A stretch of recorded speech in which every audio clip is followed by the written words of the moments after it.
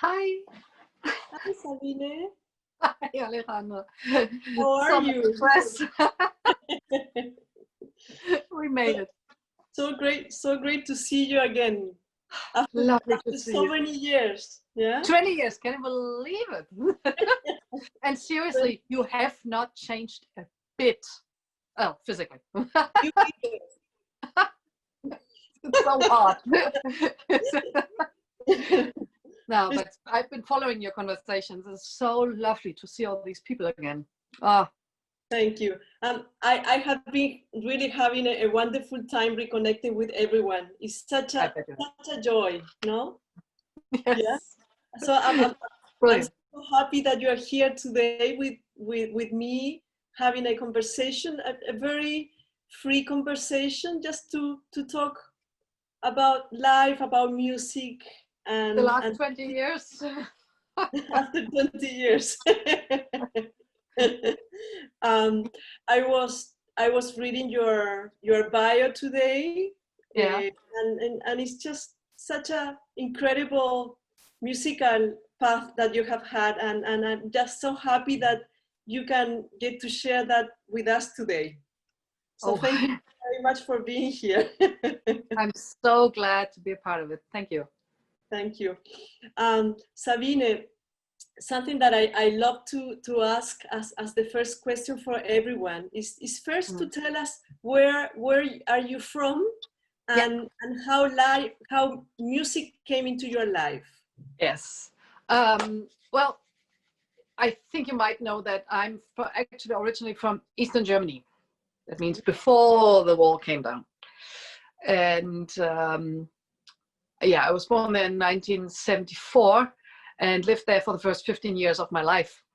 And my parents thought it would be a good idea if their children, my brother and I, would learn an instrument, to not just hang out in the streets after school, but to actually do something constructive with our time.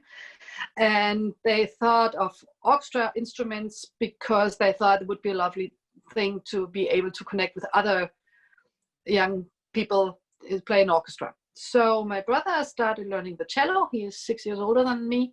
And I started with a violin. Well, one of the very few very good things in Eastern Germany, in the former German Democratic Republic, was their music school system. That means I entered the music school actually at the age of maybe three and a half, and then we had you know, beginners things like clapping rhythms, singing songs, learning notes. Actually, I learned to read music before I learned to read in school, and then at some point we were asked which instrument we wanted to play, and I was just sitting there, piano, and my mom was screaming from the back, violin, and the violin it was. So I started learning the violin with. It started at the age of 4.5. And the musical school system there was very good, but also rather strict. So you had tests at the end of every school year. And after half a year, I had the first test, then I had to play. And then they thought I was apparently good enough to actually get 2 lessons a week already. That's great. So I was like streamlined into that system. And it went well, and I always had fun doing it, and that's how I started. And yeah, I was supposed to, they wanted me to go to a special music school where you had a lot more music, and where you lived in a dorm, and you weren't living at home anymore. But that would have been at the age of, I think, 11, and my parents were very much against it, that I should leave home so early on. So they said no, luckily. And so I got my first experiences with orchestras at the age of 11, 12. And then when I was 12, 13, I was so lucky to audition for the East German Youth Orchestra, which was a string orchestra. And I got in. And we had coaches from the Radio Symphony Orchestra in East Berlin.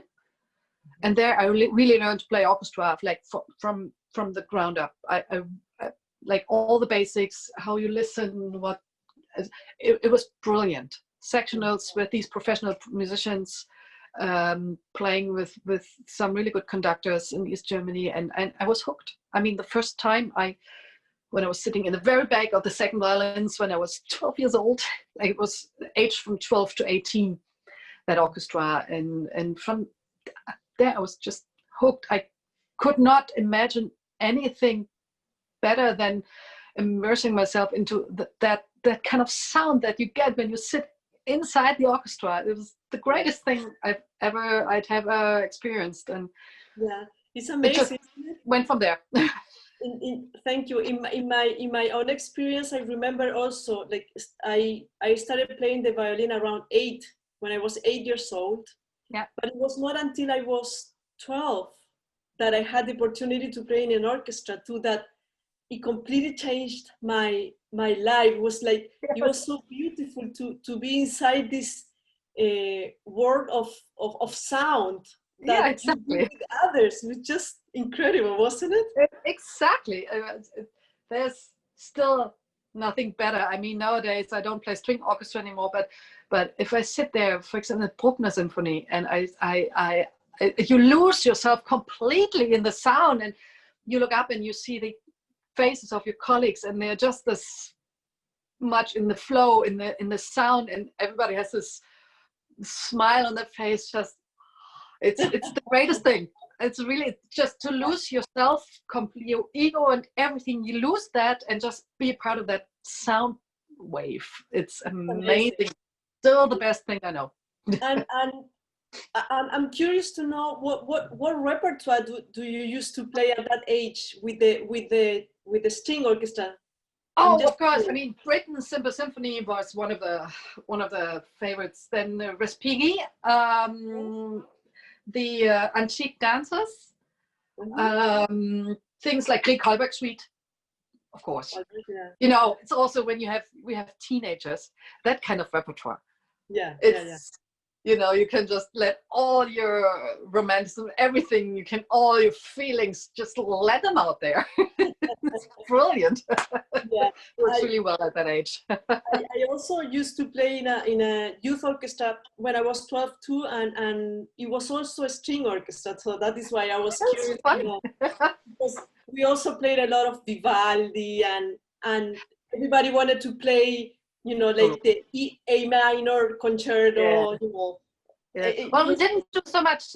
We did a Vivaldi for 4 violins, so they didn't promote like a single soloist from the orchestra. They always wanted to make it a group experience, so that there were 4 soloists, or else we would play with like a soloist from East Germany, like a famous pianist or something, and they play a Mozart piano concerto or something like that, and that just got some wins in from, I don't know where, from some conservatories, I think. But they didn't so much promote single players. It was more about the group experience. Yes. So we didn't do so much Vivaldi. Yes, and when you played in this string orchestra, and this orchestra was part of the music program of your school. That was the East German. That was like from all over East Germany. That was the music school orchestra, like from all the music schools. You know, these music schools, they were like, you went to a normal school in the morning, and then in the afternoon you would go to music school and would have your violin lesson. You would have theory classes. You would have chamber music. After a few years, you started with chamber music when you were good enough on the instrument, orchestra. So I was basically in music school like 4 afternoons during the week, and the 5th afternoon I was at choir in church. So that was my week. That's a great idea. Huh? Yeah, but especially theory lessons. Is like that wasn't optional. That was something you had to do. So you had a really good basis. You just, the groundwork was really well taken care of. And but then yeah, and then if you were good enough, the leader of my music school, he suggested, why don't you audition for that orchestra? And I did, and we had to drive to Berlin. My parents came with me at 12 years old, and it was all very exciting. Oh, my first big audition. And yeah, and then in that orchestra, like good people from all the music schools in East Germany met. And Sabine, from those times, are they, I'm sure some of them are professional musicians now, right? Yeah, but actually fewer than you would, fewer than you would think, actually. I'm in touch with a few. Facebook's a good thing. But a lot of, what then probably helped me was that we, in 1989, we fled to West Germany 3 weeks before the wall came down. That helped me get maybe a kind of a bigger perspective on the world or something, but it opened up my world for sure. A lot of people from that orchestra from that time, they stayed, of course, and then they started in East Germany. But it seemed to me that, especially in my generation in that orchestra, people didn't venture out into the world so much, which surprised me a little bit. I mean, I finished school in West Germany. I went to school in West Germany for 4 years, and then I studied in Hanover. And there, my teacher was from Vienna originally, but he had studied at Juilliard with no other than Paul Kenter as his roommate. They were roommates, and he at some point said, why don't you audition for the Gustav Mahler Youth Orchestra? So I already went out and played in all the big halls in Europe with people like Abbado, just as I wrote, Abbado and Heiting and Ivan Fischer and other people, and that just opened the world even more to me. And then I was in the first Gustav Mahler Chamber Orchestra group, as it was put together there in '96, I think it was. And but it turned out to be not for me. I was 22 at the time, and that was too early to commit to anything. So I stopped there and thought, the next thing for me to do, I was like 1.5 years from finishing my studies in Hanover, and my teacher suggested that I should go to Aspen. Yeah. This is when I came to the States. So in '97, summer '97, I was at Aspen. I studied with Kurt. Did we meet there? No. We didn't meet there. Were you there in '97? No, actually, now that I'm thinking, I was there 94, 95, 96. Ah. Yeah. But I studied with Kurt Sassmann's house there. But my roommate was Alexandra Atkins, if you remember her. Yes. Oh, yeah. Yes. So and I started to, and Sassmann's house and Kentor's studio, they were next to each other. Yes. And I listened to her lessons. And then I played for Paul, and it all went from there. Yes. I actually won the audition. They had audition for Cincinnati in Aspen that summer, and I actually got in, even though I still had a year to go in Hanover. I first wanted to finish my studies in Hanover, and they actually offered me a place in Cincinnati plus scholarship and all, but I wanted to go to Paul.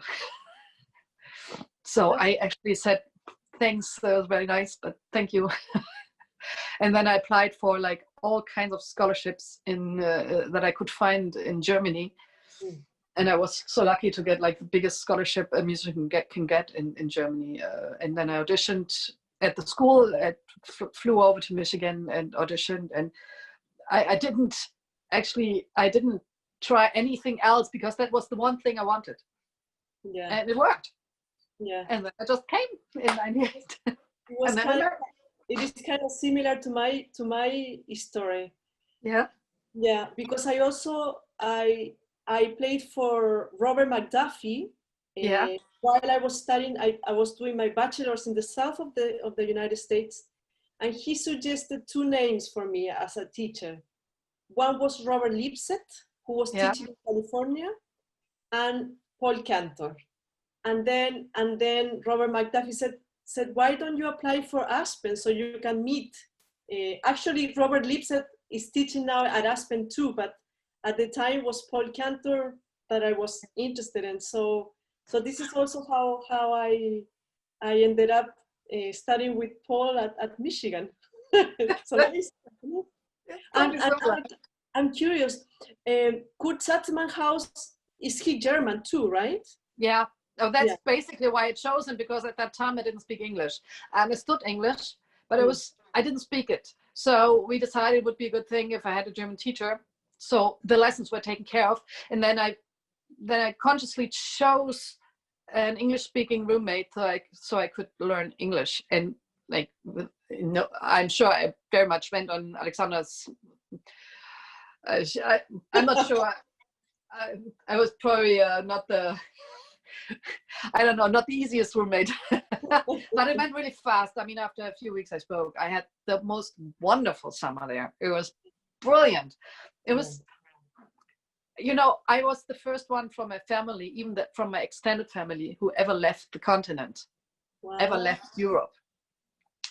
And just that moment, that experience to fly over to the States for the first time. And then I remember standing, had to change flights in Denver, and there was this panoramic window looking over the mountains, and I had a few hours and I was just standing there. It was this incredible feeling of freedom, like the world is open, and that was truly life-changing. And Aspen, everybody was so friendly. Everything seemed so easy. I mean, I had no expectations, and I auditioned and I played in the symphony orchestra, but I actually also was assistant for the chamber orchestra. And I knew that Christian Altenburger, my teacher, he had been there also in Aspen a few summers, and he always played in the chamber orchestra. So I thought there was no way that I would ever play in the chamber orchestra, because he's a soloist and professional.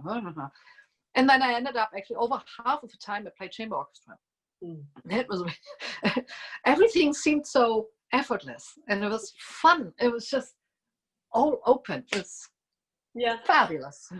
It's to me when I arrived in the United States, but I have to say, especially when I went to Michigan and Aspen, I had the same feeling. This feel, because I don't know if you agree with me, but I feel that the people in the United States are so welcoming, Exactly. so easygoing, so positive, optimistic. Exactly. And if you're good at something, there's not jealousy, there is admiration. Yes.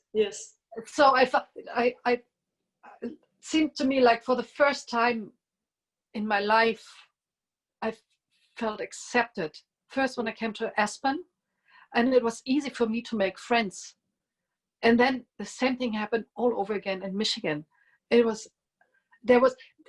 talked about this already with, I think, with Sarah and with Tim, and this feeling of it was not competition. We were in it together.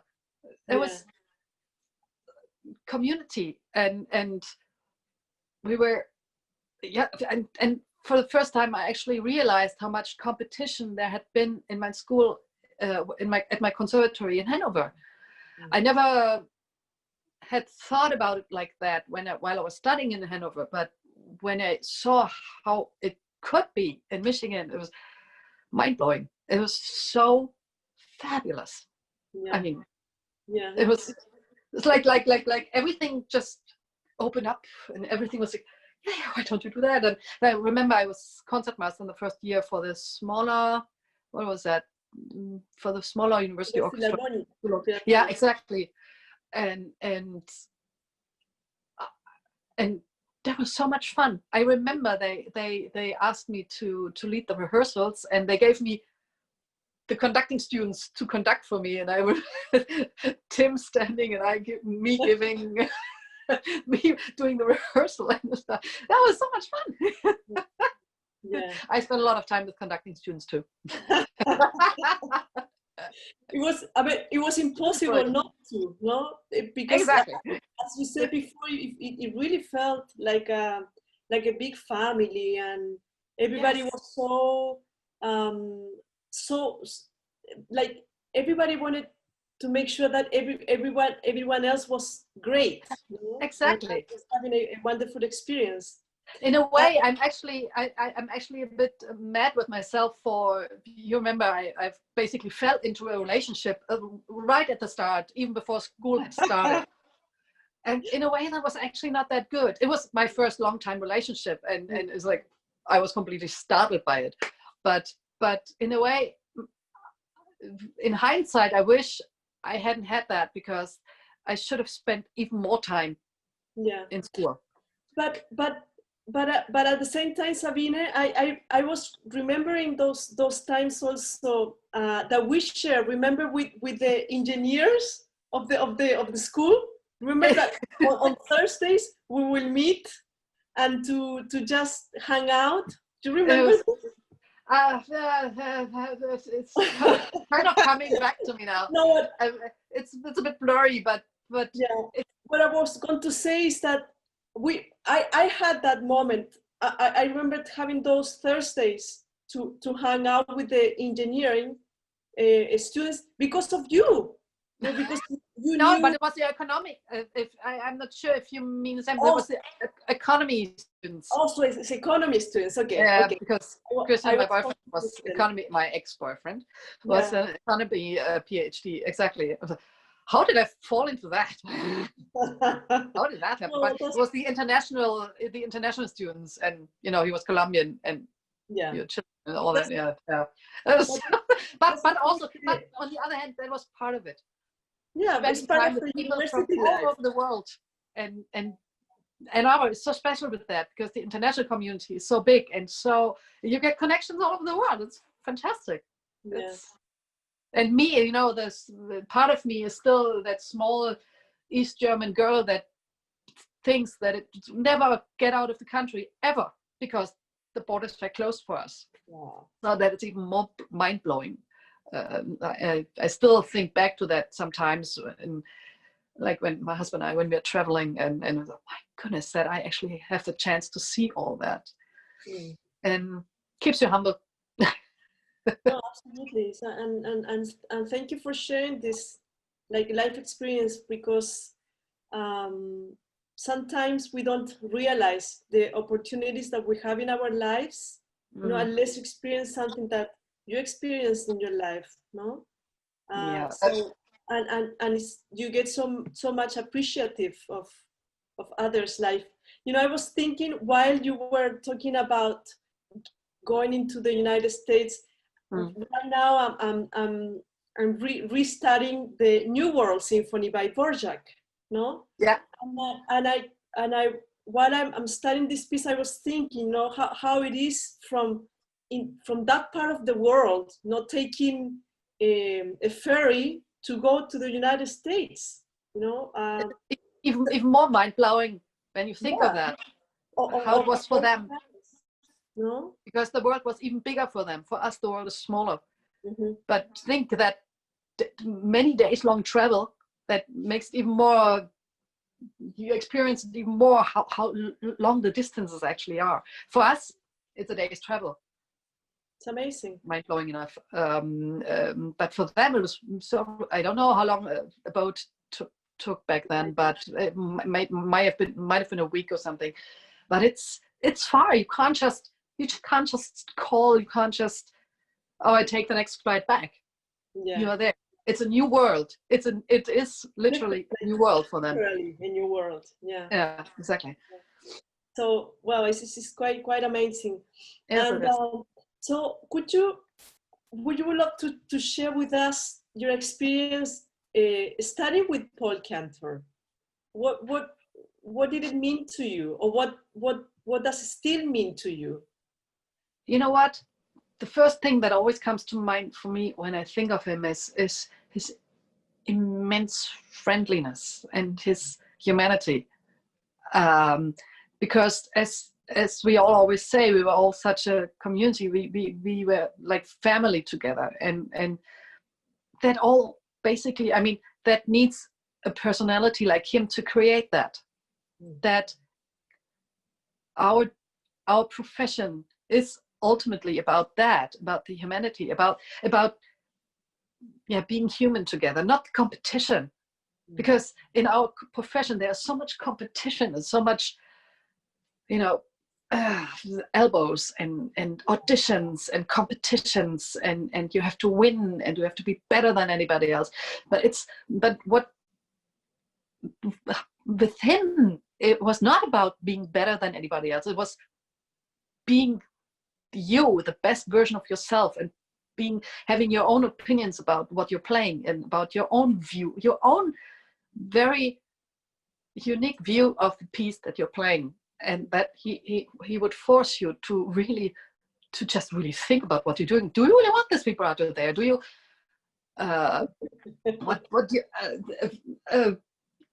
he made me think about vibrato. I mean, that it's not just there, but how many different versions of vibrato you can have, and the phrasing it's at times it was really hard, because you didn't just get, that's the way it's supposed to be. You play it like that, and then that's the right way. No, there is no right way. You have to find your right way. Yeah. And just recently I saw an interview with him on Facebook where he talked about intonation and his intonation exercise. Yeah. Oh, that alone, hard work. Yeah. And I started doing that again. It's hard work. Also, sometimes when it gets really, at times it can get a bit boring in orchestra rehearsals too. We were just doing some recordings a few weeks back, and well, not that exciting. And then I just started really working on my intonation while sitting in the orchestras, matching my intonation to the winds and to whoever had the tune. And damn, it got interesting and hard. It was fun. While I'm listening to you, I'm thinking about Paul, and it's funny that I call him Paul, because it was so hard for me to call him like in his face, Paul. I never did it. It's really weird that I'm doing it now. Yeah, he's still Mr. Cantor. Yeah, I always call him Mr. Cantor, and he will say to me, I'm not responding to you because you're calling me the wrong way, but something that really impresses me about him is that you mentioned about his humanity and this idea of no competition. And what really amazes me is that he never talked to us about these things. No, he didn't. He was an example of that. But he prepared us for it. Yeah. Because I was so well prepared for my auditions later. Can you remember that we had a workshop during my time there with Don Green? Yeah, Don Green. Mm-hmm. Yeah, fabulous. I mean, that helped me win my auditions. That was amazing, and at the time it didn't. I didn't know how much it meant at the time, but when I came back to Europe, I really could feel what a difference it made. Mm. So he prepared, even though it was never mentioned like that, or it was never. But we learned excerpts, and we did all that. I played Don Juan with him, and all that, but it wasn't. And did he stress intonation and rhythm? And these are still things like if you want a dotted rhythm to come out right, you almost have to do a double dotted. Can you remember in Don Juan? I'm still listening for that when I'm now sitting on the other side in the jury doing a competition, doing an audition in my orchestra, and the breaks are never long enough. The long notes are never long enough, and dotted rhythms are never dotted enough. Yeah. And that is a direct result of what I learned from him, especially in Don Juan. Yeah. It was amazing. Yeah. But it's basic. It's so basic if you think about it. Rhythm and intonation. Yeah, that's the first two things that have to be there. It's so basic, but it's never ending. Yeah. It's never ending work. I don't know if about you, but I heard all the time, you know, telling him, Alejandra, he says, the biggest progress is made in the basics. Yeah. Intonation, rhythm, and sound. So let's make sure that that is really, really solid, and then we can think about other things. Yeah, exactly. He will Totally right. Remind me once in a while about this, no? Yeah, completely right. It was, the thing was actually when I came back from the States after my 2 years, I started with auditions immediately. And it was very sobering experience, but I won my third audition, luckily. You know, the Concertos Orchestra. Yeah. Luckily or luckily, it was a tough time for me. It was very tough. Certainly, the first years after the 2 years in Michigan were fantastic years, and the first years after that were really, really tough. After coming from that atmosphere in Michigan and feeling so free, and then coming back to Germany to a completely different mentality again, that was hard. That was very sobering, but hey, it had won my third audition. Who was the conductor at the time at the concert house? I know that I think we changed chief conductors during that time, and Eliao Inbal was there. But I got a position in the first violins, and I started in December 2000. I left Michigan in 2000, summer 2000, and I started in December 2000. I started working in Berlin. Wow. Yeah, I never thought that I would get a job in Berlin. That alone was incredible. The thing was, I think my confidence was still pretty low, because I never thought, because for me auditions were always a lottery. They are, and I would have never thought that it would work so fast. I think I won in the start of October already, and then started in December, and then, I mean, the first thing that happened, I was put on the last stand in the first violins, and there I sat with a former concertmaster who was demoted to the last stand, and first thing he tells me is, "Yeah, what, you practice? I've never practiced since I started in this orchestra." Okay, setting the tone for the next year.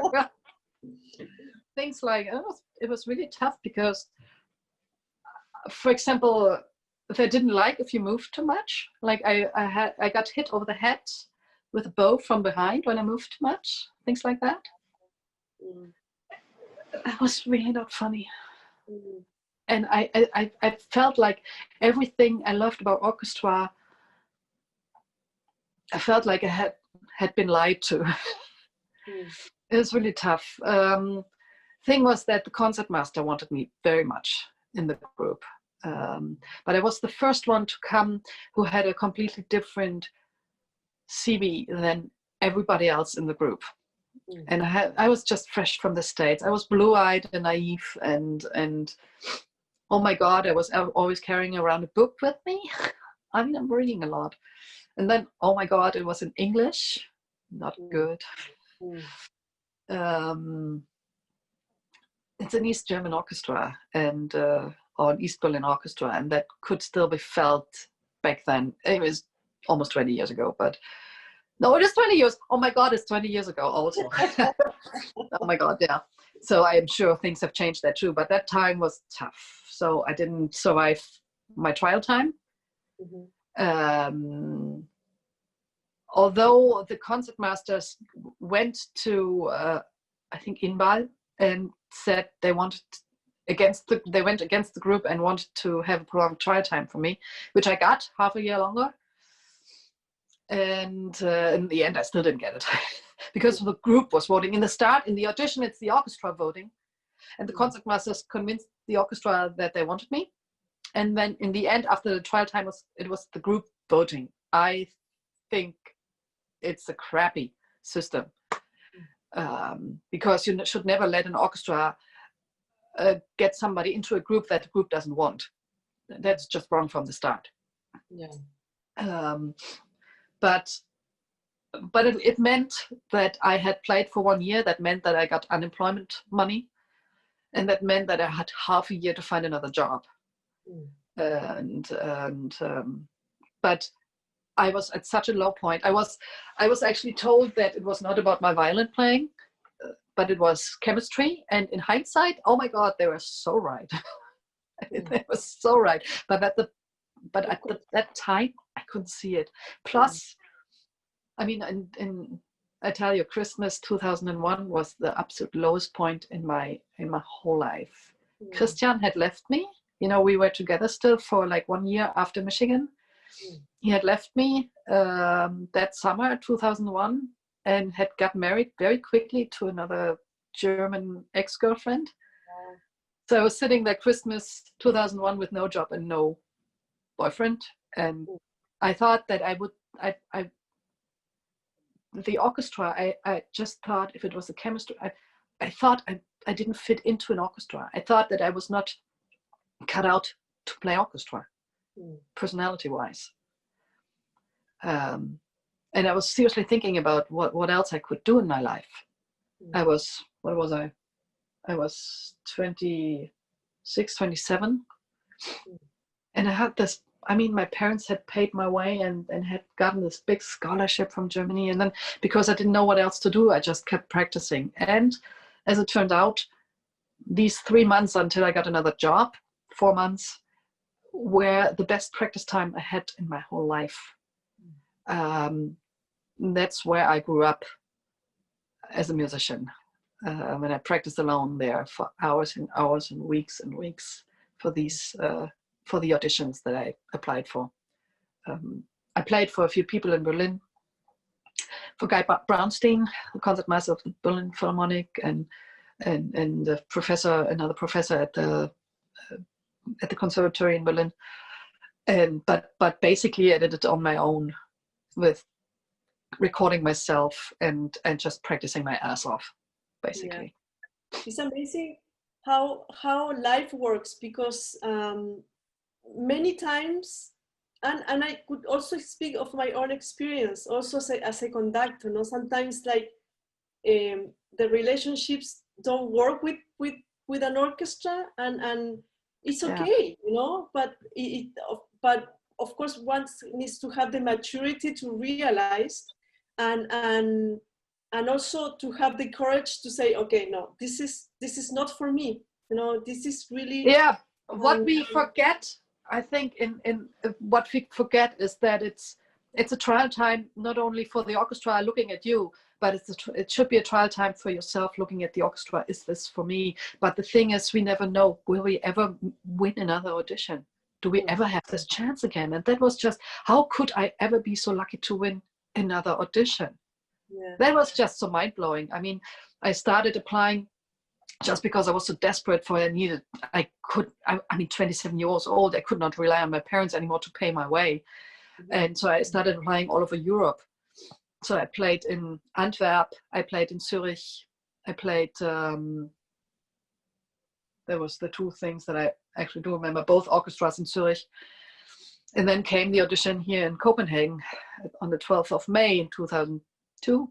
And I got in. And I was sitting in Denmark at the end of the day of that audition day, and what did just happen? I don't know anybody in this country. I don't know the language. I don't know anybody. I've been in Denmark once before, but okay, hey, they said they would pay me. Okay, I moved to Denmark. It's a wonderful orchestra. I listen to your concerts a lot, you know, because I do. So every time I see you, so it's like, oh, Sabine. Oh, really? Oh, yeah. It's lovely. And which is the same thing that happens to me when I hear the Royal Concertgebouw with and then I see Benjamin. Benny. Benjamin. So it's such a, it's so beautiful to see all of you playing in these amazing orchestras. For me, it's really fantastic to realize how like each of us find their place. Yeah. Well, the orchestra, I have to say, the orchestra was not what it is now back then. Our style really changed when we got Frühbeck de Burgos as the chief conductor. He did a lot of groundwork with the orchestra, and then, of course, unfortunately, he died of cancer well, kind of suddenly. And at that time, we had already started playing with Fabio Lisi once in a while, and God, did we love that man from the start. It was just a match made in heaven. I'm sure you've seen on YouTube, there is this video of us where our administrative chief gets in front of the orchestra and reads a letter from Luisi, and he's looking forward to working with us, and he's our new chief conductor, and the orchestra erupts and cheers. Yeah, I saw a video. Me, not that you shouldn't be surprised. I was sitting there like 8 months pregnant. That's why I'm looking so heavy. I was 8 months pregnant at the time. And what makes him special? What is it about him that just connects with the orchestra? You know what? I think some of the same qualities that Paul has.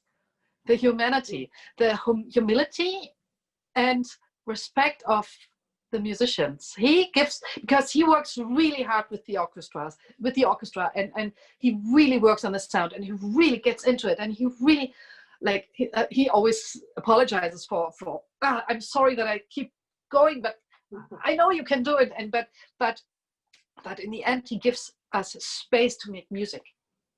And he has a style that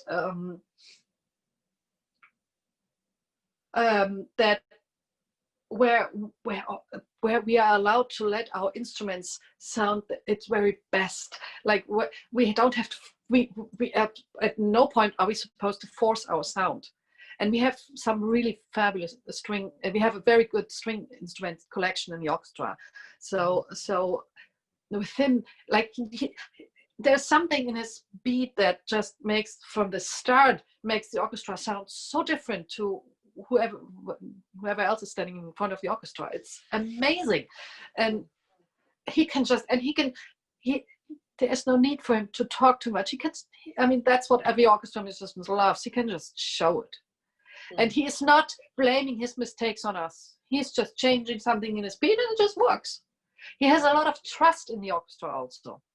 Sometimes more trust than we have in ourselves, because sometimes I could have rehearsed a little bit longer, but then next day in the concert, it works, because he remembers, and he just does something with the speed, and it works. And he helps us, and he makes us feel at ease, and I've never any doubt when I'm playing with him. I can just play freely, and it's a natural feeling for music. It's natural. It goes with breathing, and it's not in any way constructed, the interpretation. It's natural. And I mean, we had a tour to Japan 1.5 years ago, and we played Tchaikovsky 5. And when it was announced with the program we would play, we thought, oh, Tchaikovsky 5. I mean, you play it a lot. It's in the orchestra, right? And then we played Tchaikovsky 5 at Luisi. And it was an orchestra and laugh. It was insane. It was on YouTube at some point too. I know that took some YouTube videos down from us, but if you can find it again on YouTube. I mean, I've never in my life played that second movement like that. It is extraordinary what he makes us do, and how everybody just plays out from the bottom of their hearts. Like, everybody gives everything, and you can see musicians with tears in their eyes. I mean, it's amazing. And we just got to know last week that he prolonged his contract with us again until 26. And yay. Congratulations. I mean, he started in 14, I think. And that's a long time for a chief conductor. That is a long time already now. Yeah. But it just works. I mean, of course, they're always, after so many years, there are always some things where could be different. And of course, he would like if he would get involved more in the orchestra, also in the audition process. But he's a busy man. That's what you pay for when you have a conductor of that level, that he is not that involved in these basic things in the orchestra. But I think we're just lucky to have him. But he clearly appreciates that he can feel how much we love him. I mean, we are pretty open in our how we give our love as an orchestra. It's pretty extraordinary. No German orchestra ever would show it like that. I mean, when we played first time with him in 2011, we actually didn't play here in our hall. We played at a festival in southern Spain, and we just rehearsed here and then flew down for a day. And we played Mahler 1 and Schubert Unfinished. That I even remember. That is remarkable because usually I don't remember what we played last week. And the orchestra was just so, I mean, I remember the first rehearsal with him. I remember, we didn't know, I had never heard of him. I'm so sorry. Yeah, but he came in and he doesn't talk. He comes in and beats. I mean, he hardly says good day. And I remember that moment. Oh, here you have that started Mahler 1, and I thought, oh my God, his willpower, his pure force of will made that I had to get up in front on my chair. I had to sit up straight because he is a power to reckon with. He is a power. Whoa, you could feel that. You almost sucked into that energy that came from him. It was amazing. He is not a tall man. He's not high. He's a very, he comes with this bow tie, and and then he has this amazing powers in his hands, and that's really extraordinary. He has an aura. Yeah. Sabine, is he shy? Yeah. Yeah. Okay. He's shy. Yes, he's not shy anymore. In the start, he would almost not talk with us. I remember after the concert in Spain, he didn't come out of his room because we were like standing in front of his room, and he said, Fabio, you have to celebrate with us. He didn't dare coming out. He didn't come out. Now he comes out. I mean, he's joking around with the orchestra now, and he would have never done that. He would have never. He has opened up so much in these last years, and that's actually really nice to see too. So I think he feels appreciated here, and that's surely also. And I think he can feel how much the orchestra has changed, and of course you got new players into. So it's a good time here right now. And then came Corona. That's very inspiring what you're sharing with us. And Sabine, the majority of the musicians of the orchestra are Danish or not? Still, yes. Yeah. I think we're about a third internationals. We have people from New Zealand. We have people from. Do we have people? We have our harpist is from the States. We have people from Russia. We have people from Poland. We have, of course, other Scandinavian countries. We have Swedish people, Norwegians, Germans. At some point, I was the only German in the orchestra, but now we are, I think, 6. And but still a pretty international orchestra. Yeah. Any Latin Americans? Not that. Yeah, we have Mexican. Yeah, our solo bass is Mexican. Exactly. Yes.